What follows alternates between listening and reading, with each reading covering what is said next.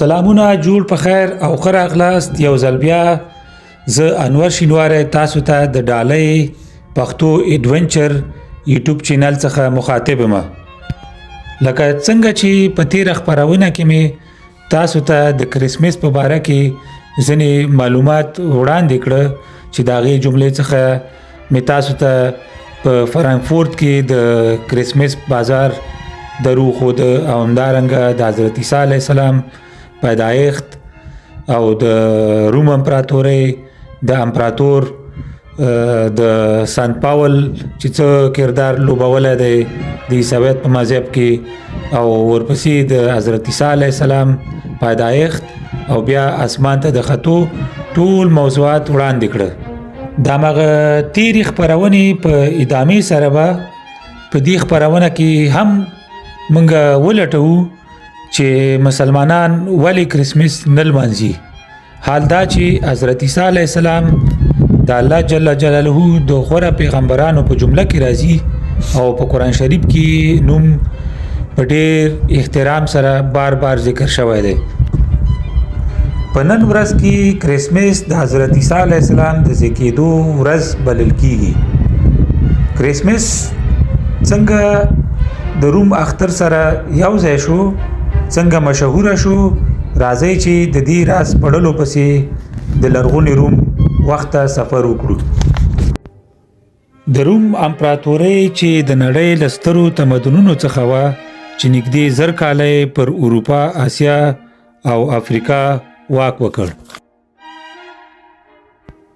روم د ایټالیا له یو کوچني ښار څخه شروع شو خو وروسته په یو داسې ځواک بدل شو چې نیمه نړۍ تر کنټرول لاندې راوسته. خو د روم تر ټولو ستر قوت پوځ و. د رومي پوځ بنسټ پر نظم، روزنه او وفادارۍ ولاړ و. په فلسفه کې روم د یونان له فکره الهام واخیست. فلسفي خلکو ته صبر، نظم او عقل وښوده او دا فکر یې رامنځته کړ چې انسان باید په خپل ځان واک ولري. د روم امپراتورۍ اغیز په نننۍ نړۍ حال دا چې د روم امپراتورۍ زرګونه کاله مخکې پای ته ورسېده خو اغیز یې تر ننه ژوندی دی. د نړۍ ډیر قوانین د رومي قانون پر بنسټ جوړ شوي دي. سړکونه، پلونه او د ښار جوړونه لا هم د روم له انجنیرانو الهام اخلي.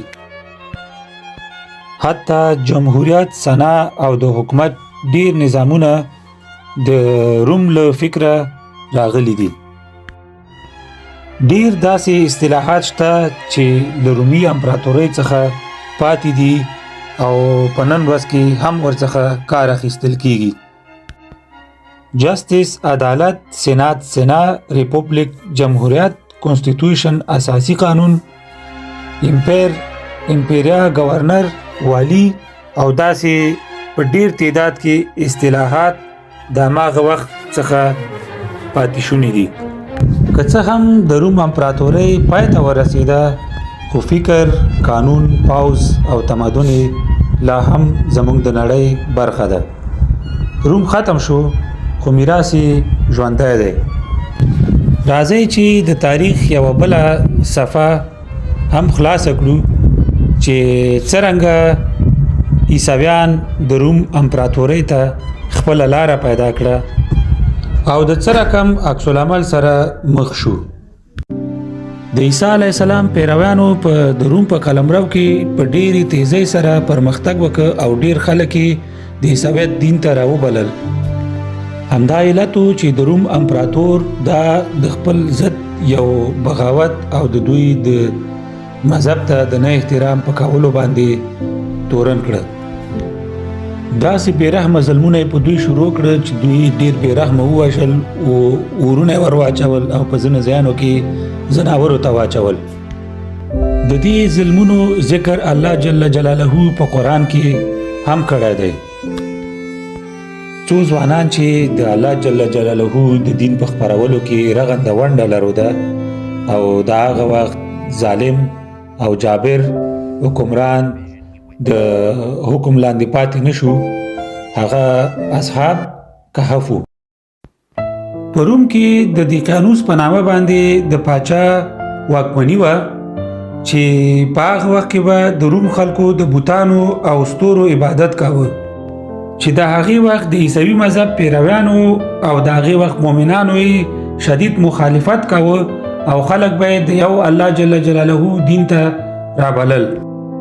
د پاچا څخه په عیسوي مذهب پیرویانو باندې ډیر سخت ظلمونه کېدل او دوی دې ته مجبورول چې ترڅو د هغه بوتانو او ستورو عبادت وکړي. خو دلته یو څو ځوانان مؤمنان چې د پاچا د دې امر سره سخت مخالفت وکړ او همدا علت شو چې پاچا غوښتل چې دوی ته د مرګ سزا ورکړي. دوی د پاچا د ویرې څخه غار ته ننوته او د الله جل جلاله څخه د مرستې غوښتنه وکړه. الله جل جلاله هم دوی په خواږه خوب ویده کړه ترڅو چې دوی د خوب څخه راپاڅېده 309 کاله تیر شوي وو. د دوی په تعداد کې اختلاف دی. څوک وایي چې 15 کسه وو، څوک وایي چې 3 کسه وو، څوک وایي چې 7 کسه وو او حتی ځینې مورخین وایي چې دوی سره 8 کسه وو. 8 انسان نه و، سپی و چې د دوی د سمڅې مخې ته به پیره کوله. دوی چې د خوبه بیرته راپاڅېږي فکر کوي چې دوی 6 ساعته ویده شوي وو یا یو ورځ ویده شوي وو. کله چې دوی ښار ته ځي، اوس ښار مکمل ډول سره بدل دی، یعنی ډیر خلک مؤمنان شوي دي.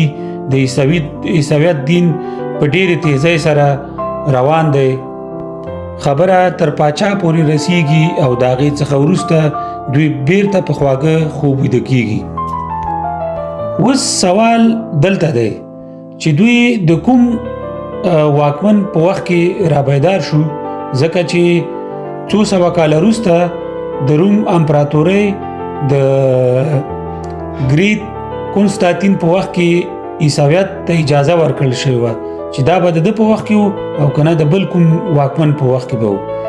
راځئ چې اوس د ګریت کنستانتین په هکله هم یو څو شیبې وغږیږو، ځکه چې د ده په وخت کې عیسویت مذهب د روم امپراتورۍ رسمي مذهب شو او یا ورته رسمي اجازه ورکړل شو. کنستانتین دی ګریټ چې بشپړ نوم یې فلاویس والیروس کنستانتینوس و، چې د روم امپراتور په توګه یې د 304 میلادي کال څخه تر 332 میلادي کال پورې واکمن پاتې شوی. هغه د روم د لوی امپراتورۍ یو ځواکمن و چې د امن او نظم لپاره ډېرې جګړې وکړې. په کال 312 میلادي کې یوه تاریخي پیښه رامنځته شوه چې د هغې څخه وروسته کنستانتینوس د عیسویت مذهب ته ورنږدې شو او د روم امپراتورۍ کې د عیسوي مذهب پر ضد ظلمونو ته د پای ټکی کېښوده او د عیسویت مذهب ته د روم امپراتورۍ کې رسمي ازادي ورکړه. په کال 312 میلادي کال کې کله چې کنستانتینوس د خپل لوی سیال ماکسینتیوس پر ضد جګړه کوله، هغه د ملوان په جګړه کې د عیسوي نښه یعنی صلیب ولید او ورته وویل شو په دې نښې سره به بریا ترلاسه کړي او د همدغسې وکړل چې په خپلو بیرغونو، ډالونو او تورو باندې د صلیب نښې ولګولې او بریا یې ترلاسه کړه او خپل رقیب یې وواژه. د دې نښې په باره کې مختلف نظرونه دي، خو دوه ډیر مشهور نظرونه چې عیسویان وړاندې کوي. یو نظر دا دی چې کله د جګړې ته روان و او دغه نښه ورته په اسمان کې وښودل شوه او ورته ولیکل شو چې د دې نښې په لرلو سره به ته بریا ترلاسه کړي. او دوهمه نظریه دا ده چې دته په خوب کې وویل شو چې ترڅو په خپل بیرغونو او ډالونو باندې د صلیب نښه ولګوي چې بریا یې ترلاسه شي.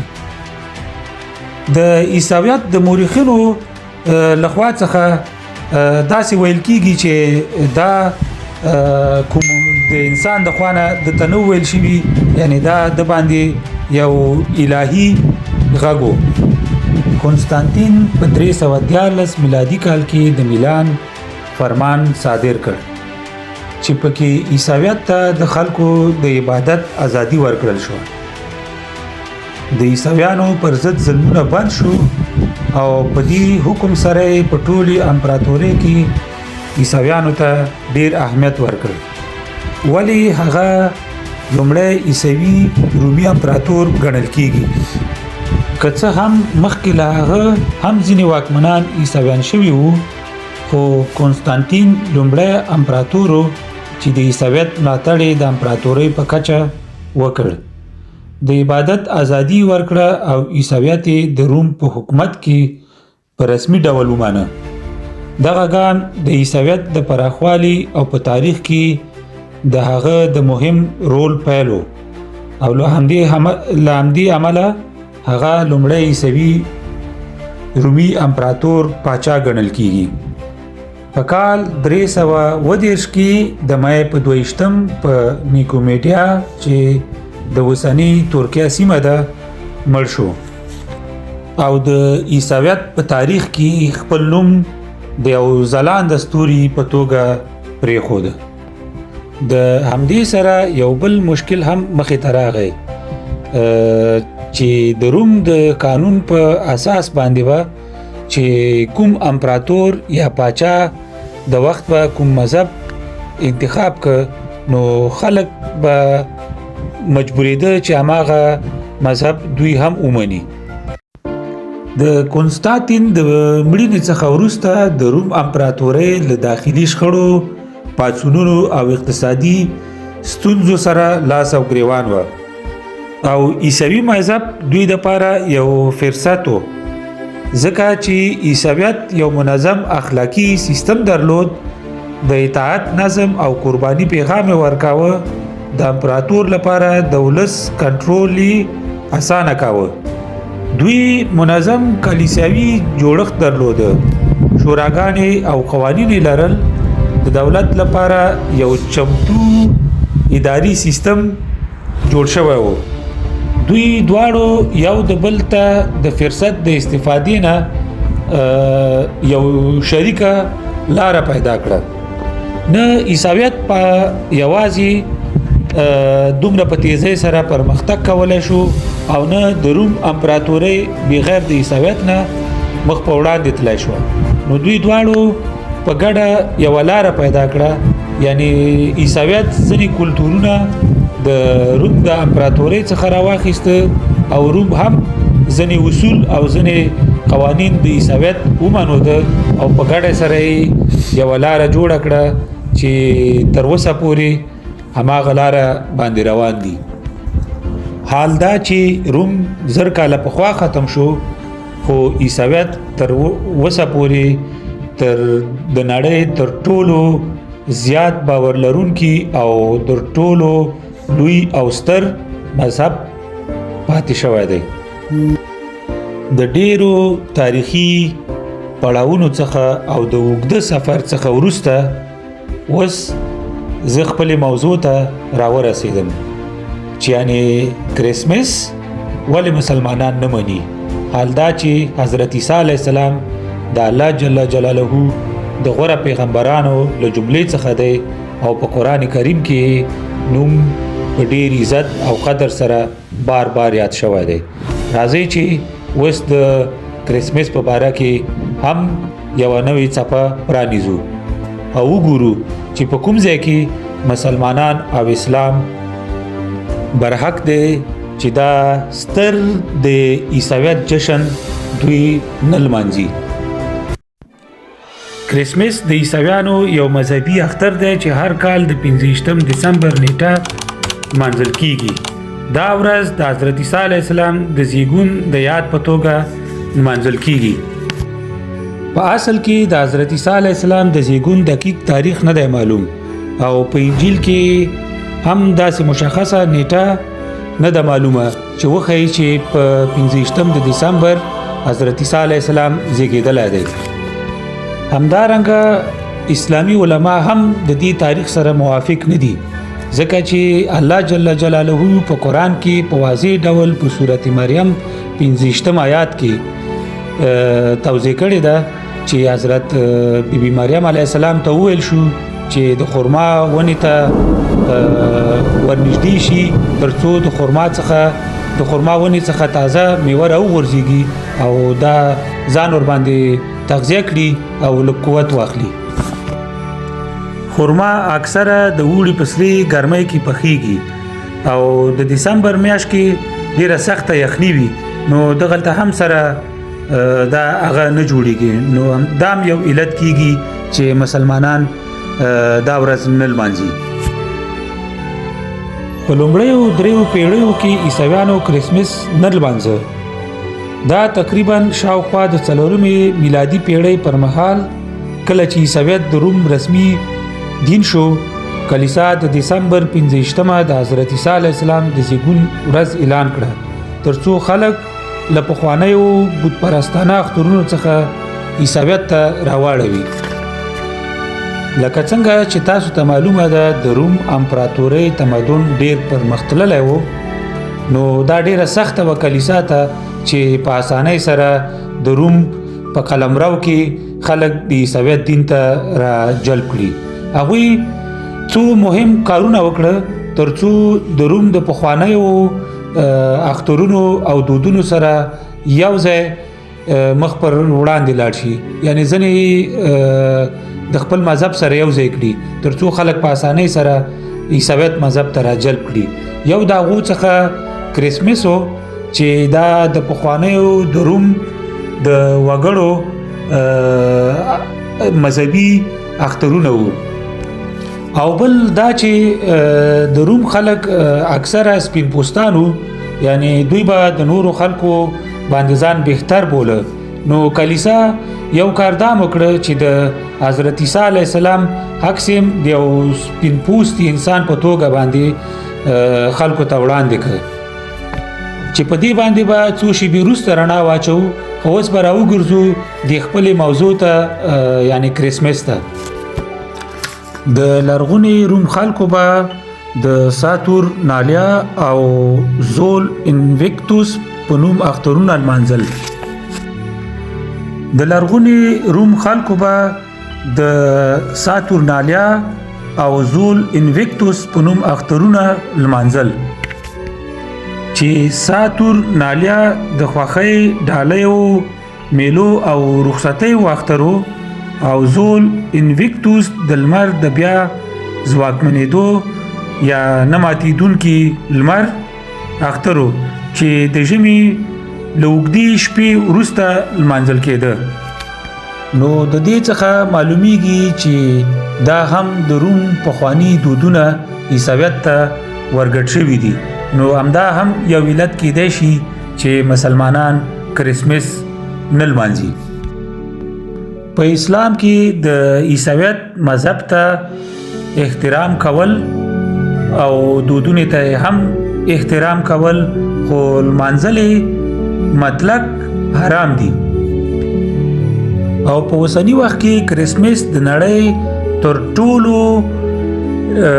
غټترین اختر یا جشن دی چې د عیسویت مذهب پیرویان هر کال د 15 دسمبر لمانځي. حال دا چې بغیر د عیسویت د پیرویانو څخه علاوه په نور نړۍ کې هم دا ډیر مشهور اختر یا جشن دی. د عیسویت مذهب په خپرېدو کې د روم د امپراتورۍ څخه علاوه د فرانسې لوی امپراتورۍ، د هسپانیې، د پرتګال او همدارنګه د انګلستان امپراتوریانې چې په خپلو مستعمرو کې هم عیسویت دین مروج کړی دی، ډیره مرسته کړې ده. همدا علت دی چې د نړۍ په ډیره برخه کې کرسمس لمانځل کیږي، ځکه چې ډیر هیوادونه د دغو ملکونو مستقیم مستعمرې وي او د دوی د مذهب او کلتور تر اغیز لاندې تر اوسه پورې ځینې ملکونه پاتې شوي دي. کریسمس یوازې مذهبي ورځ یا اختر نه بلکې د اقتصاد او بزنس یو برخه هم ده چې هر کال تقریبا تر $1 تریلیون پورې پکې راکړه ورکړه کیږي. د کریسمس د بازارونو مذهبي ورځ او بزنس څخه علاوه د سانتا کلاوس دود هم ډیر مشهور دی او د دې نه علاوه د کریسمس ونه هم ډیره مشهوره ده چې د دې دواړو موضوعګانو په باره کې به جدا جدا یو ویډیو یا پروګرام تاسو ته هم جوړ کړم. اوس راځم بلې موضوع ته. هغه موضوع هم هغه د حضرت عیسی علیه السلام عکس چې کله د روم امپراتورۍ عیسویت په رسمیت باندې وپېژانده او کلیسا ډیر کوشش کاوه چې د روم په قلمرو کې د روم وګړي عیسویت دین ته په اسانۍ راوړي. نو دوی د کریسمس د دودونو څخه علاوه د حضرت عیسی علیه السلام تصویر هم د یو سپین پوستي انسان په تور باندې خلکو ته وړاندې کړ. یعنی دا یو خو د چې حضرت عیسی علیه السلام یو سپین پوسته انسان و. حال دا چې د منځني ختیځ خلک اکثره غنم رنګي وي. حال دا چې د حضرت عیسی علیه السلام اصلي تصویر نشته. یو انځور چې حضرت عیسی علیه السلام پکې ښودل شوی په 2019 کې په $450 میلیون وپلورل شو. یقین به مری نشي چې دا به چا اخیستی وي. دا هیڅ یو حسابي نه دی اخیستی او دا د سعودي عرب ولیعهد بن سلمان $450 میلیون باندې واخیستی. ملګرو، عزیزانو، دوستانو، غواړم چې نور دا پروګرام پای ته ورسوم. د دې څخه مخکې چې تاسو سره خدای پاماني وکړم دومره به ووایم چې د دومره اوږده سفر څخه وروسته کریسمس ولې مسلمانان لمانځي. حال دا چې په اسلام کې د عیسویت مذهب ته درناوی او کلتورونو ته هم درناوی ویل شوی دی، خو په مطلق ډول سره د غیر اسلامی رواجونه منع دي، یعنی حرام دي. په راتلونکو خبرونو کې به تاسو ته د سانتا کلاوس په باره کې یو خبرونه وړاندې کړم او همدارنګه به تاسو ته د میلاد کال چې دا څنګه رامنځته شو او ورپسې به د اورتودوکس عیسوي مذهب په 6 یا 9 په جنوري کې کریسمس لمانځي. په دې باره کې به هم یو څو جملې خبرونه جوړ کړم.